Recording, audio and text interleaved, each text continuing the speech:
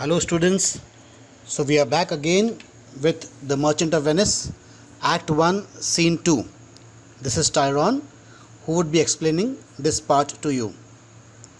In this part, in this scene, what do we see?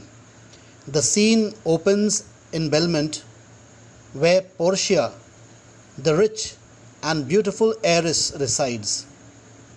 She shares with her maid, Nerissa, her doubts concerning her future due to the strange provisions of her father's will.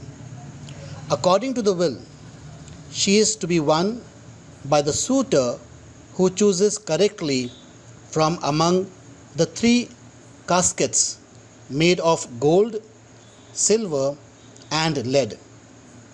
Portia ridicules the suitors who have come earlier to try their luck, showing her disapproval. When Nerissa reminds her of Bassanio, she remembers him and has tender thoughts for him. The scene is in prose and deals in indirect explanations and characterization. Belmont, a room in Portia's house. Enter Portia and Nerissa. Portia. By my troth, Nerissa, my little body is aweary of this great world. By my troth means by my faith. Nerissa. You would be, sweet madam, if your miseries were in the same abundance as your good fortunes are, and yet, for aught I see, they are as sick as that surfeit with too much as they that starve with nothing. It is no mean happiness, therefore, to be seated in the mean. Superfluity comes sooner by white hairs, but competency lives longer. So, what Nerissa means to say that since Portia is worried, it is natural for Portia to be troubled because of the position that she holds. She is placed in the higher section of the society, and people of such positions are usually very troubled. People who are very rich and people who are very poor. It's very difficult for them to be satisfied. It is very difficult for them to be happy. The happiest people, the most satisfied people, are the people who are in the middle class. So that is what Portia is trying to explain to her. Portia. Good sentences and well pronounced. Nerissa. They would be better if well followed. Portia. If to do were as easy to know what were good to do, chapels had been churches, and poor men's cottages, princesses' palaces. It is a good divine that follows his own instructions. I can easier teach 20 what were good to be done than be one of the 20 to follow my own teaching. The brain may devise laws for the blood, but a hot temper leaps over a cold decree. Such a hare is madness the youth to skip over the meshes of good counsel, the cripple. But this reasoning is not in the fashion to choose me a husband. Oh me, the word choose. I may neither choose whom I would, nor refuse whom I dislike. So is the will of a living daughter curbed by the will of a dead father. Is it not hard, Nerissa, that I cannot choose one nor refuse none?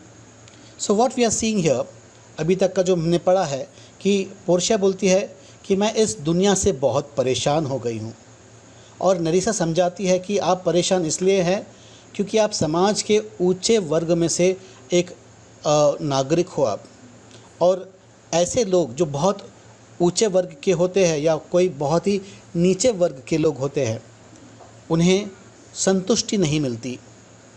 दुनिया के सबसे संतुष्ट लोग अगर कोई होंगे तो वो मिडिल क्लास के लोग होंगे। तो पोर्शिया कहती है कि आपने बिल्कुल सही फरमाया नरीसा, आपने जो कहा है बिल्कुल सही कहा है।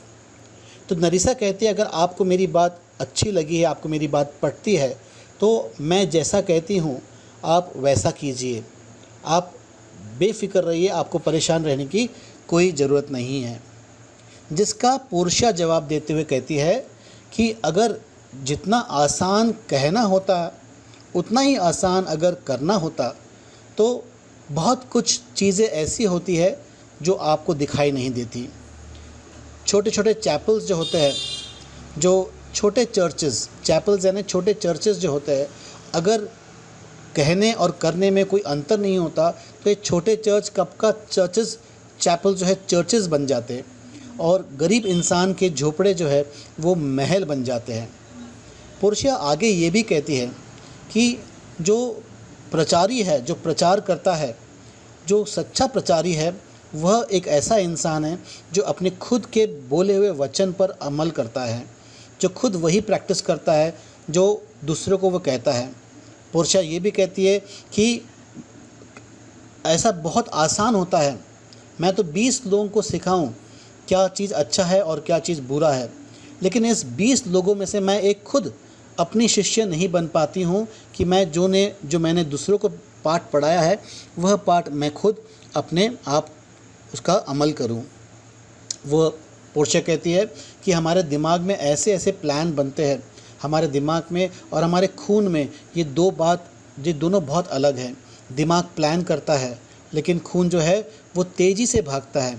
पोर्शिया यहाँ पर अपने टेम्पर को, अपने गुस्से को, अपने खून के बहाव को एक जंगली खरगोश से कंपेयर करती है। जो यूथ होता है, जो युवा वर्ग होता है, वो किसी की बात नहीं सुनता, चाहे कितने भी नियम बना लो, चाहे कुछ भी कर लो। जिस प्रकार से खरगोश सारे बाधाएं पार कर जाता है, उछल उछल कर पार कर जाता है, बीच में चाहे कितने भी झाड़ी झोपड़ आ जाए, इन सब के ऊपर से छलांग लगा कर चला जाता है। उसी प्रकार से दिमाग भी, दिल और दिमाग दोनों एक दूसरे की बात नहीं मानते। दिमाग तो प्लान बनाता है, नियम बनाता है, लेकिन दिल इसकी बात नहीं मानता है।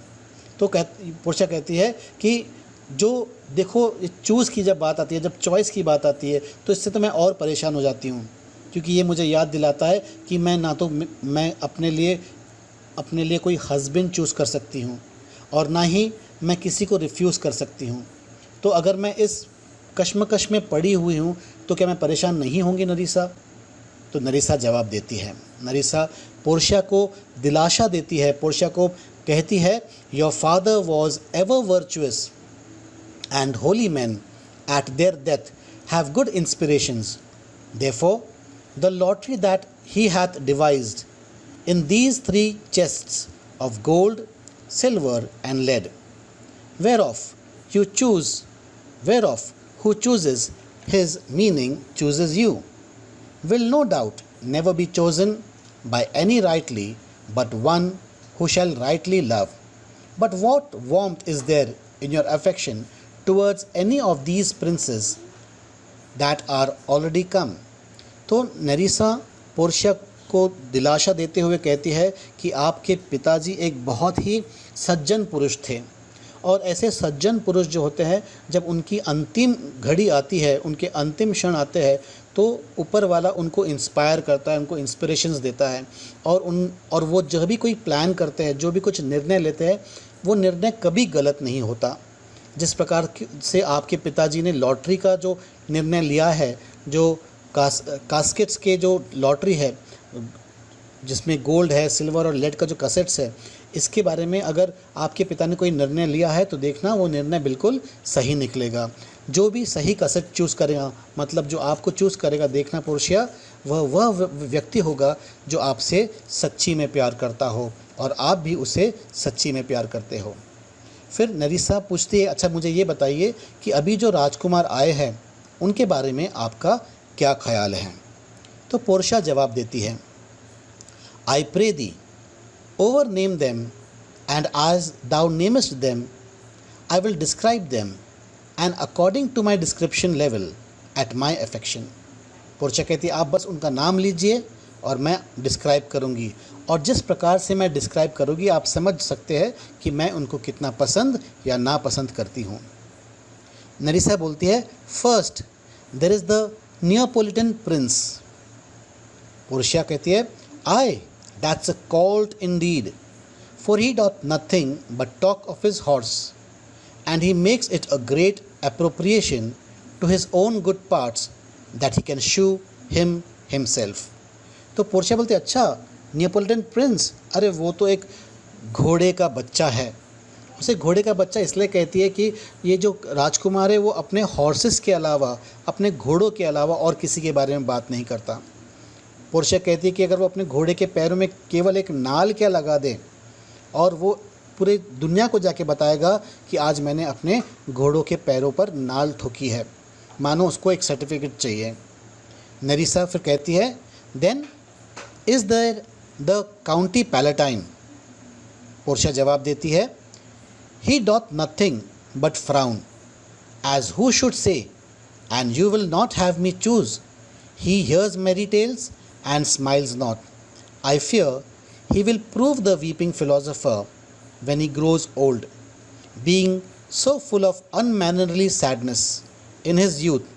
I had rather be married to a death head with a bone in his mouth than to either of these. God defend me from these two।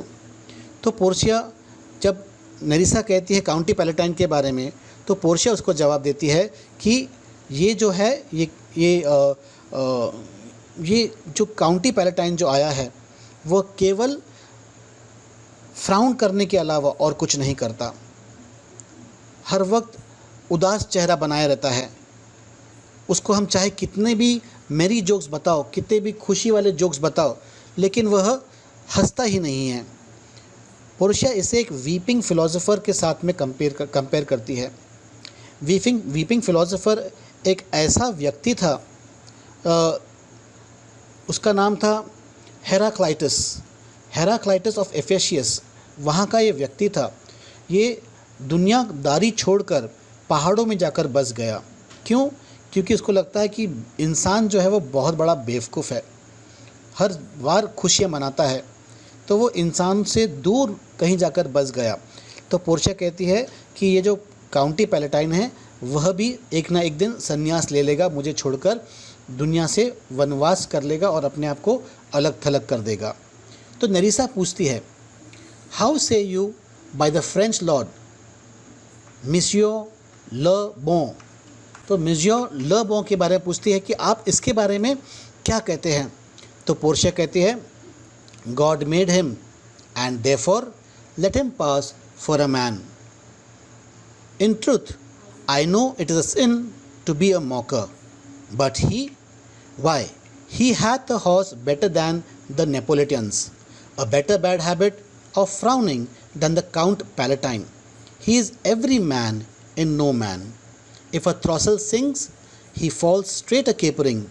He will fence with his own shadow. If I should marry him, I should marry 20 husbands. If he would despise me, I would forgive him. For if he love me to madness, I shall never requite him। तो जब नरीसा बोलती है कि मॉजियों ले बॉं के बारे में आपका क्या कहना है, तो बोलते क्योंकि भगवान ने उसे इंसान के रूप में बनाया है तो हम इसे इंसान कहेंगे, वरना ये इंसान कहलाने के लायक नहीं है। वो कहती है, मुझे पता है कि किसी को इस प्रकार से कहना ये पाप है, ये अच्छी बात नहीं है, लेकिन क्यों मैं इसे बुरा कहती हूँ कि ये अपने हॉर्सेस के बारे में तो नेपोलिटन से भी ज़्यादा बातें करता है, ज़्यादा बड़ा चढ़ाकर बोलता है, और इसके पास में जो बैड हैबिट्स है वो काउंट पैलेटाइन से भी ज़्यादा इसकी बुरी आदत है ऑफ फ्राउनिंग। ये कभी मुस्कुराता नहीं है। यानी इसमें जितने अवगुण हैं, इंसान में जितने अवगुण होना चाहिए, ये एक इंसान में कूट कूट कर भरे हुए हैं। इसकी ये आदत है, अगर खिड़की के बाहर में एक मामूली सी चिड़िया चहकती तो है, चहकती क्या है, तो इस चिड़िया के चहकने से वो सीधा डांस करना चालू कर देता है, अपने खुद के परछाई से लड़ना चालू करता है।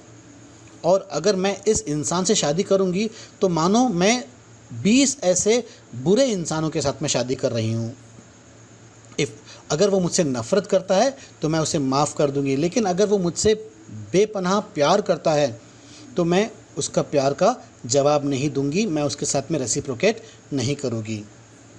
फिर नेरिसा पूछती है, what say you then to Falconbridge the young baron of England. ये Falconbridge young baron of England, ये 14-15 साल का एक युवक है, बहुत ही यंग है। इसके बारे में नेरिसा पूछती है उसके बारे में आपका क्या ख्याल है। देखो, पोर्शिया इतनी सुंदर है कि जवान से जवान लोग भी पोर्शिया को, बच्चे भी पोर्शिया के साथ में शादी करना चाहते हैं और बुज़ुर्ग भी पोर्शिया के साथ में शादी करना चाहते हैं। तो जब नेरिसा पूछती है कि आपको इस यंग बैरन के बारे में, यंग फैल्कन ब्रिज के बारे में आपको क्या कहना है, तो पोर्शिया जवाब देती है, you know I say nothing to him, for he understands not me nor I him, he hath neither Latin, French nor Italian, and you will come into the court and swear that I have a poor pennyworth in English. He is a proper man's picture, but alas, who can converse with a dumb show? How oddly he is suited. I think he bought his doublet in Italy, his round horse in France, his bonnet in Germany, and his behavior everywhere. So Portia कहती है कि ये जो young falcon bridge of England है, England से जो बहुत young राजकुमार आया है, ये इंसान तो अच्छा है, लेकिन क्या करे, इसे इंग्लिश के अलावा और कोई भाषा नहीं आती। और मुझे इंग्लिश नहीं आती, मैं लैटिन में बात कर सकती हूँ, फ्रेंच में बात कर सकती हूँ और इटालियन में बात कर सकती हूँ, लेकिन ये जो फैल्कन ब्रिज है, इसे इंग्लिश के अलावा और कुछ नहीं आता। तो अगर हमारे दोनों के बीच में कुछ वार्तालाप होगी, कुछ बातें होगी, तो वो तो गूंगों की तरह इशारों में हमको बातें करना पड़ेगा। फिर आप देखो कि ये है इंसान तो ठीक ठाक, लेकिन कपड़े पहनने का इसे कोई नॉलेज नहीं है। कितना ऑडली वो कपड़े पहनता है, किस प्रकार का ऑड कपड़े पहनता है। हाँ, वो बोलते बिल्कुल उसका जो डबलेट है, उसका जो जैकेट है, उसने जैकेट कहाँ ख़रीदा, उसने जैकेट इटली में ख़रीदा। और राउंड हाउस कहाँ खरीदा, यानी ब्रीचेस जो है उसके, वो उसने फ्रांस में ख़रीदे। और उसका जो बॉनेट है, हैट जो है, उसने कहाँ पर ख़रीदा, उसने जर्मनी ख़रीदा है। और उसका बिहेवियर जो है, उसका जो मैनर है, वो पूरे वर्ल्ड के जो मिक्स मैनर्स है, वो पूरे मिक्स कल्चर्स उसमें आकर ठूस कर भरे हैं। तो मुझे इससे भी शादी नहीं करनी है। फिर नेरिसा कहती है, what think you of the Scottish Lord his neighbour. Scotland और इंग्लैंड के बीच में अक्सर युद्ध हुआ करते थे। ये दोनों पड़ोसी है, लेकिन जिस प्रकार से पड़ोसी में रहना चाहिए, ये वैसा नहीं रहते थे। ये आपस में हर वक्त लड़ते झगड़ते रहते थे, जिसमें अक्सर जो है इंग्लैंड जो स्कॉटलैंड को हरा दिया करता था। तो नेरिसा पूछती है, आप फिर इस स्कॉटिश लॉर्ड के बारे में आप क्या ख्याल रखते हो। तो पोर्शिया उसके बारे में कहती है, that he hath a neighbourly charity in him, for he borrowed a box of the ear of the Englishman and swore he would pay him again when he was able. I think the Frenchman became his surety and sealed under for another. तो Portia कहती है कि ये जो Scottish Lord है, ये खुद को डिफेंड नहीं कर सकता, अपने आप को डिफेंड नहीं कर सकता। तो इसके बारे में मैं क्या कहूँ कि मुझे लगता है कि इसके बीच में और फ्रांस के बीच में एक संधि हुई है, और इन दोनों के बीच में जो संधि हुई, जो अग्रीमेंट हुआ है, उसमें से मुझे ये लगता है कि फ्रांस ने इसको अश्योरेंस दिया है, श्योरिटी दी है कि अगर अभी आपके साथ में इंग्लैंड वॉर करेगा तो मैं आपकी मदद के लिए आ जाऊंगा। तो पोर्शिया का कहना है, जो व्यक्ति अपने खुद का डिफेंस नहीं कर सकता, वो मेरा क्या ख्याल रखेगा। तो मुझे यह इंसान भी पसंद नहीं है। फिर नेरिसा पूछती है, how like you the young German the Duke of Saxony's nephew. तो नेरिसा पूछते हैं कि अच्छा मुझे ये बताइए कि आप जर्मनी का राजकुमार आया है, इसके बारे में आप क्या ख्याल रखते हो। ये सेंटेंसेस जो मैं आपको भी पढ़कर सुना रहा हूँ, यंग जर्मन और यंग फैल्कन ब्रिज, ये दो यंग राजकुमार थे।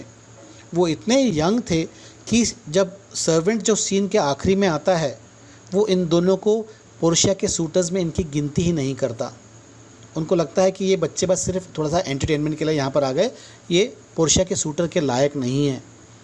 ये मेरा अनुमान है, मैं ऐसा गेस कर रहा हूँ कि आगे चल के मैं आपको एक्सप्लेन करूँगा जब प्ले एंड होगा कि ये दो यंग जो इन्होंने मेंशन किया है, हो सकता है कि जब आखिरी में जब प्ले जब ये सीन जब एंड होता है तो आए तो 6 सूटर्स है लेकिन गिनते हैं 4। हो सकता है कि इन दोनों को उन्होंने ओमिट कर दिया है। तो how like you the young German the Duke of Saxony's Neiphiu.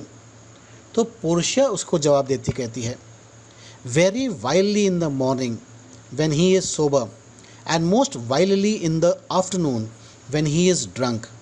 When he is best he is a little worse than a man, and when he is worst he is a little better than a beast, and the worst fall that ever fell, I hope I shall make shift to go without him. तो Portia कहती है कि ये बहुत ही बुरा इंसान है। सुबह जब उठता है तो ये शराब नहीं पीता, शराब पिए बगैर ही ये बहुत ही गंदा इंसान है, इसकी हरकतें अच्छी नहीं होती है। और दोपहर जब ये शराब पी लेता है दोपहर को तो ये तो और भी बुरा इंसान बन जाता है। और पोर्शिया कहती है he is a little worse than a man and when he is worst he is a little better than a beast. तो ये इंसान और जानवर के बीच में एक जैसा इंसान होता है उस प्रकार का इंसान है। बुरे से बुरे स्थिति में पोर्शिया कहती है, नरीसा अगर इसने सही कसट चूज़ कर लिया तो मैं इसके साथ नहीं जाऊंगी, मैं इसके साथ में शादी नहीं करूंगी। तो पोर्शिया कहती है, नरीसा कहती है, if he should offer to choose and choose the right casket you should refuse to perform your father's will if you should refuse to accept him. Nerissa कहती है अगर ऐसी बात है और अगर उसने ये ऑफ़र कबूल कर लिया कास्केट चूज़ करने का और सही कास्केट चूज़ कर लिया तो फिर क्या आप अपने पिता की मर्ज़ी पूरी नहीं करोगे? क्या आप उससे शादी नहीं करोगे? तो फिर इसका ये मतलब है कि आप अपने पिता के मर्ज़ी के खिलाफ़ जा रहे हैं। तो पोर्शिया जवाब देती कहती है, therefore for the fear of the worst I pray thee set a deep glass of Rhenish wine on the contrary casket, for if the devil be within and that temptation without, I know he will choose it. I will do anything, Narisa, before I will be married to a sponge. तो Portia कहती है इसलिए तो मैं कह रही हूँ नरीसा आपसे कि मैं आपसे रिक्वेस्ट करती हूँ कि एक बहुत बड़ा ग्लास ले लो और उसमें महंगी सी महंगी शराब डालकर जो गलत कास्केट है उसके ऊपर रख दो। और इस राजकुमार के दिल के अंदर अगर शैतान वास करता है और शैतान उसे गाइड करेगा कि कौन सा कास्केट में मेरी तस्वीर है, ये शैतान की बात ना सुनते हुए वह वही कास्केट चूज़ करेगा जिसके ऊपर शराब रखा हुआ है। तो मैं कुछ भी करूँगी नरीसा, लेकिन मैं इस स्पॉन्ज से शादी नहीं करूँगी। स्पॉन्ज इसलिए कहती है कि ये कितना भी शराब सोख सकता है, जैसे स्पॉन्ज में शक्ति होती है ना लिक्विड सोख करने की, पानी सोख करने का, वैसा ये शराबी है, इतना शराब पीता है, इसलिए पोर्शिया इसे स्पॉन्ज कहती है। तो नरीसा जवाब देते हुए कहती है, you need not fear lady the having any of these lords, they have acquainted me with their determinations which is indeed to return to their home and to trouble you with no more suit, unless you may be won by some other sort than your father's imposition, depending on the caskets. तो नरीसा Portia का दिल हल्का कर देती है, कहती है कि आपको चिंता करने की कोई ज़रूरत नहीं है, क्योंकि मैंने इन सभी से पहले ही बात कर लिया है, इन सभी से मैंने पूछ लिया है और इनके इरादे मैंने जान लिया है। तो इनका इरादा है कि ये घर वापस चले जाए बगैर कास्केट को चूज़ करके, क्योंकि उनको वो शर्त मंजूर नहीं आई जो पोर्शिया के पिताजी ने रखी है। पोर्शिया के पिताजी ने एक बहुत ही कड़ी शर्त रखी है। इस शर्त में है कि अगर कोई राजकुमार कासेट चूज़ करता है और अगर वो गलत कास्केट चूज़ करता है तो उसे तुरंत यहाँ से चले जाना होगा। दूसरी बात, वो ज़िंदगी भर कभी किसी और लड़की के साथ शादी करने का प्रस्ताव लेकर नहीं जाएगा। और तीसरी बात, वह किसी को यही नहीं बताएगा कि उसने कौन सा कास्केट चूज़ किया है। तो नरिसा कहती है कि ये जो राजकुमार है इन्हें ये शर्त मंजूर नहीं है। वह कहते हैं अगर कोई और शर्त है तो बताओ, लेकिन ये शर्त शादी नहीं करने वाली शर्त जो है उन्हें मंजूर नहीं है। तो पोर्शिया कहती है, पोर्शिया बहुत खुश हो जाती है और कहती है if I live to be as old as Sibylla I will die as chaste as Diana unless I be obtained by the manner of my father's will. I am glad this parcel of words are so reasonable for there is not one among them but I dote on his very absence and I pray God grant them a fair departure। तो Portia कहती है कि अगर मैं सिबिला की तरह बूढ़ी हो जाऊं, मैं डायना के जैसे प्योर रहूंगी। ये सिबिला और डायना कौन है? तो ये सिबिला जो है ये एक प्रॉफिटेस थी, एक रोमन माइथोलॉजी में ये एक प्रॉफिटेस थी और गॉड अपोलो ने इसे आशीर्वाद दिया था, इसे वरदान दिया था कि उसके मुट्ठी में वो जितने रेत के कंकर हाथ में चून सकती है उतनी लंबी उसकी उम्र रहेगी, यानी लगभग ये इन्फिनिटी तक की उसकी उम्र रहेगी। तो एक ट्रेडिशनल ओल्ड वुमन है। तो पोर्शिया कहती है अगर मुझे इतनी लंबी उम्र भी मिल जाए सिबिला के जैसे तो भी मैं डायना के जैसे शुद्ध रहूँगी, प्योर रहूँगी। Diana she is the goddess of virginity again in Roman mythology. She is also the goddess of hunting and the goddess of moon. तो पोर्शिया यहाँ दिखाती है कि वो अपने पिता से कितना प्यार करती है, उनका कितना रिस्पेक्ट करती है, कितना उसको आदर देती है कि वो अपने पिता के मर्जी के खिलाफ नहीं जाना चाहती है। तो नरिसा कहती है कि डू यू नॉट रिमेंबर, उतने में नरिसा याद दिलाती है पोर्शिया को, do you not remember lady in your fathers time a Venetian a scholar and a soldier that came hither in the company of Marquis of Montferrat। तो आपको याद होगा कि आपके जब पिता जिंदा थे तो यह वेनिस से कोई एक इंसान आया था मार्कस के साथ, मार्कस ऑफ मॉन्टफेराट के साथ में। तो पोर्शिया कहती है yes yes it was Bassanio. Portia बोलती है हाँ मुझे याद है कि वो बसानियो हैं। Yes yes it was Bassanio as I think so was he called. Nerissa कहती है true madam, he of all the men that ever my foolish eye looked upon was the best deserving a fair lady। तो नरिसा कहते हैं कि आपको अगर सबसे best कोई सूट होगा तो वो होगा बेसानियो। तो पोर्शिया कहती है I remember him well and I remember him worthy of thy praise. आप जो कह रहे हैं बिल्कुल सही कह रहे हैं और आपका जो कहना है बिल्कुल आपने जो कहा है वो पते की बात कही है। उतने में एक सर्वेंट आता है और सर्वेंट कहता है, जब सर्वेंट आता है तो पोर्शिया कहती है हाउ नाउ व्हाट न्यूज़, अब क्या खबर लेकर आए हो? तो सर्वेंट कहता है the 4 strangers seek for you madam to take their leave and there is a forerunner come from a 5th the prince of Morocco who brings word the prince his master will be here tonight। तो servant कहता है कि madam वो जो 4 जो राजकुमार आए हैं वो आपसे अलविदा लेना चाहते हैं, वो आपसे अनुमति चाहते हैं अलविदा लेने की। तो देखो मैंने जो कहा था यहाँ पर सर्वेंट ने 2 सूटर्स को माइनस कर दिए। इसके अलग अलग थियोरी है। एक थियोरी तो ये है कि शायद इस सर्वेंट ने उन 2 फैल्कन ब्रिज को और जर्मन ड्यूक को माइनस कर दिया क्योंकि वो बहुत ही यंग थे, सूटर होने के लायक नहीं थे। या फिर शेक्सपियर से कई गलती हो गई हो क्योंकि बहुत लंबे लंबे अरसों के बाद में वो लिखा करते थे, वो ट्रैवल करते करते लिखते थे, तो हो सकता है कि कहीं उनसे भी भूल हो गई हो, 6 के जगह उन्होंने 4 मेंशन कर दिया हो। तो यहाँ पर जो सर्वेंट कहता है कि जो 4 जो सूटर्स आए थे वो आपसे अलविदा लेने की अनुमति मांगते हैं और ये जा नहीं रहे तो 5वां जो है 5वां सूटर का नौकर संदेशवाहक जो है वो दरवाजे पर दस्तक दे रहा है। वो आपसे मिलने की अनुमति मांग रहा है। तो ये बताता है कि पोर्शिया कितनी सुंदर है और पोर्शिया के कितने दीवाने हैं लोग।